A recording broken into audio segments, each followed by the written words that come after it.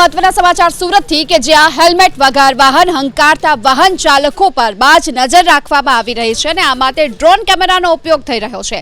શહેરના અલગ અલગ વિસ્તારોમાં ડ્રોન કેમેરાથી બાજ નજર રખાઈ રહી છે। હેલ્મેટ વગર વાહન હંકારતા ટુ વ્હીલર ચાલકો સામે કાર્યવાહી કરવામાં આવી છે।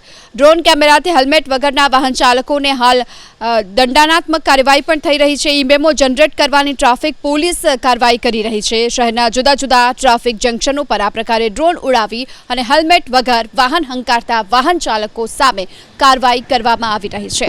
તો સુરતમાં વાહન ચાલકો હેલ્મેટ વગર જો વાહન હંકારતા હશે તો તેમને ઈ-મેમો જનરેટ કરવામાં આવશે અને આ માટે સુરત પોલીસ ડ્રોન કેમેરાની મદદ લઈ રહી છે। અલગ અલગ વિસ્તારોમાં જે પણ મુખ્ય ટ્રાફિક જંકશનો છે ત્યાં ડ્રોન કેમેરા ઉડાવી અને સતત બાજ નજર રાખવામાં આવી રહી છે અને વાહન ચાલકો હેલ્મેટ વગર ચલાવી રહ્યા છે તેમની સામે કાર્યવાહી થઈ રહી છે, તેમને મેમો આપવામાં આવી રહ્યો છે।